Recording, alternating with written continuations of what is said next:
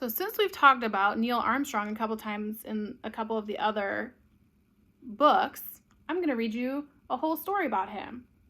I am Neil Armstrong. I am Neil Armstrong. I grew up on a farm with no electricity.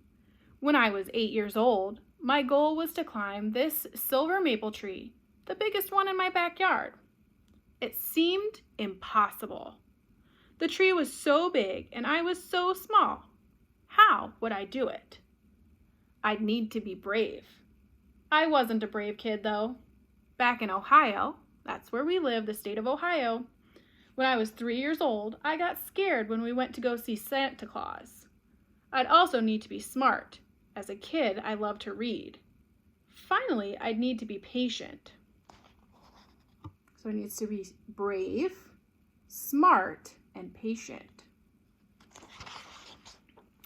Yet to climb that huge tree, the only way to get to the top was this. I had to take that first step. Climbing the tree was like a puzzle. I needed to pick the right branches in the right order.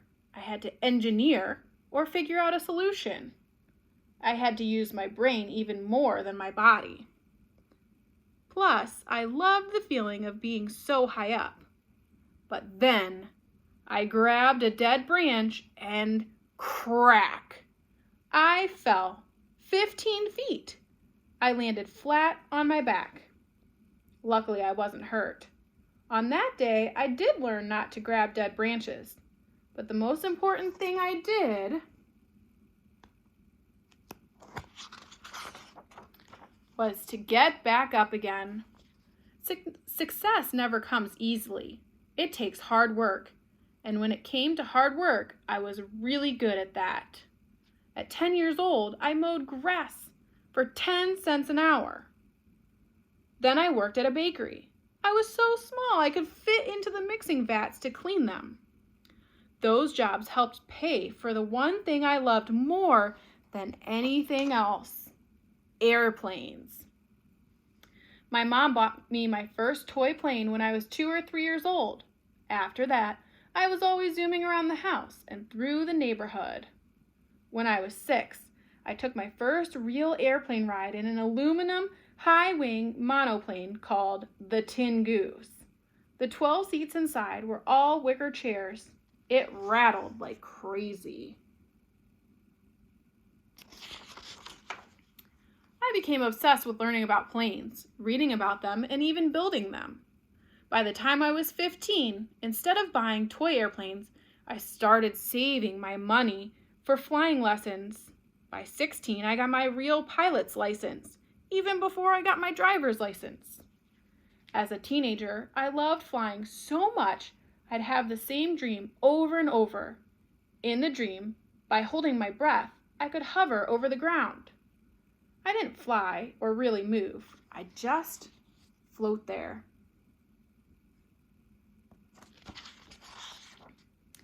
When I got older, I joined the Navy, flying in 78 missions during the Korean War. On one of them, my plane lost its wing, so I needed to eject and get out immediately. I landed safely in the water.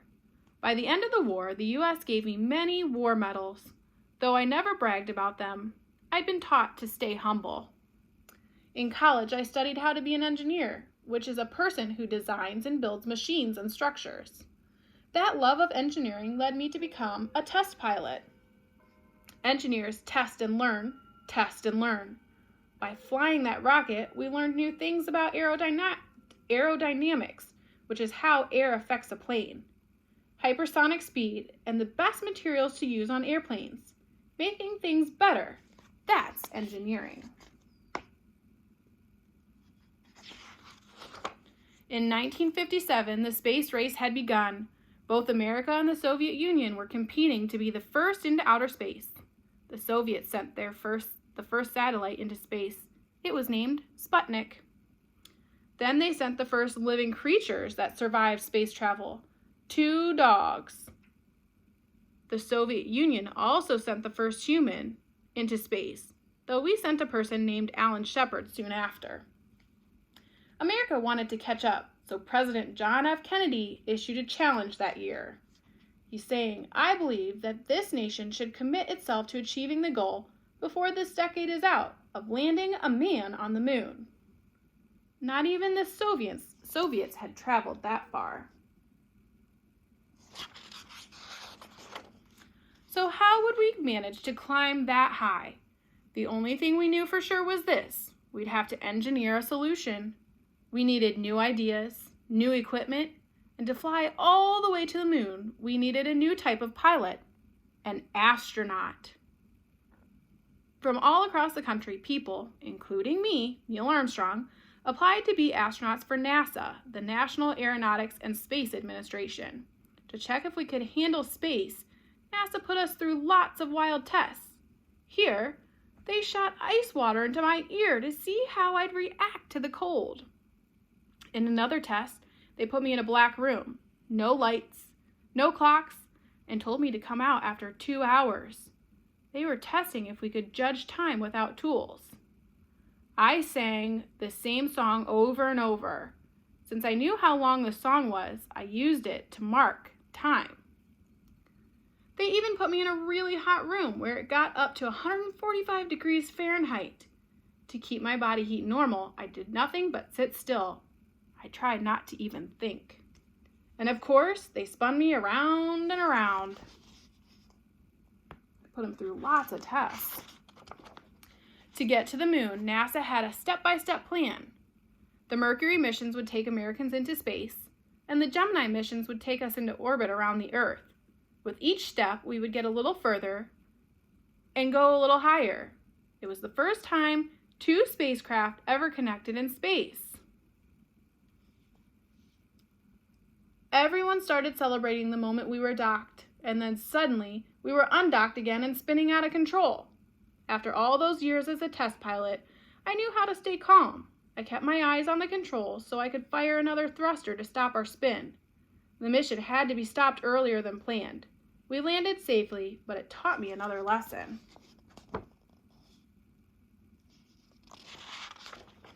Nothing in space is easy. Over and over, there are setbacks and devastating crashes.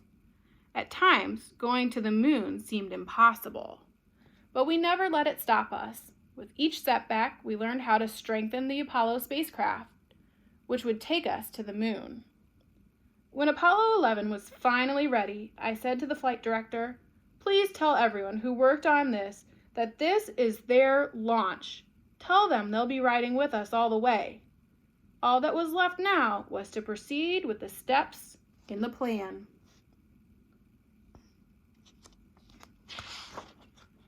Step 1. The giant Saturn rocket had 3 stages. When each stage burned its fuel, the next stage would take over, giving us enough lift to get us out of Earth's gravity and into the moon's orbit. Step 2. When we reached the moon, the command module would park, circling the moon and staying in orbit. We would move to the lunar module, and then the lunar module would go down to the surface. Step 3. When we were ready to leave, the lunar module would lift off from the moon. It would have to perfectly dock with the command module. And step 4, then we would climb back into the command module, fire the rocket on the service module, and come back to Earth. One key question remained. Would it work?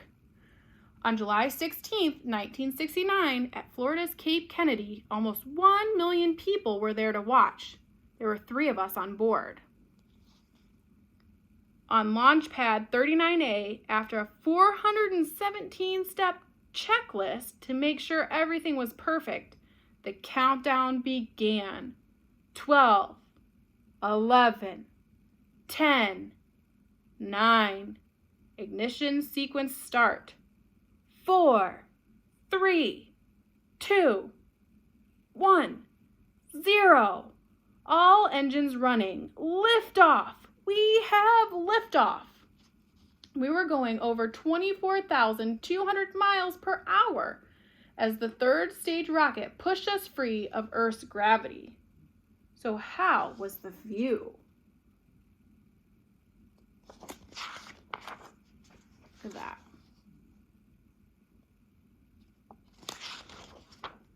There's nothing on Earth quite like it.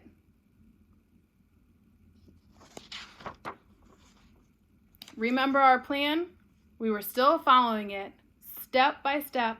Buzz and I got into Eagle. We realized we weren't close to our landing spot. The ground wasn't smooth. There were rocks as big as cars. It took them 3 days to get to their destination. I trained my whole life for this moment. The landing was so soft, we barely felt it. Now came the hardest part of all.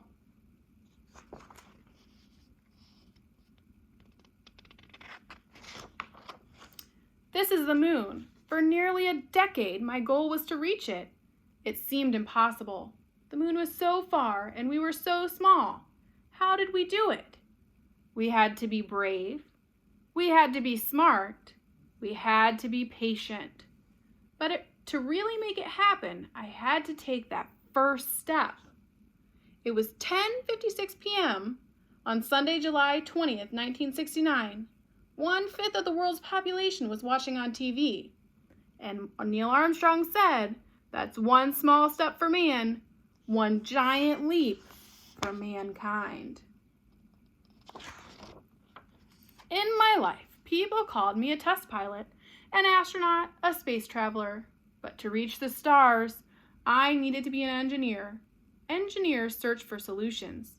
They solve problems. How? By testing and failing, testing and failing. It is the key to science and also the key to life. It was never just one small step that got me there. It was the thousands that came before it. We all have moments when we fail, but failure is not an ending. It's an opportunity to learn something new. Whenever you tumble, you must get back up. Every mistake you make teaches you a better way forward.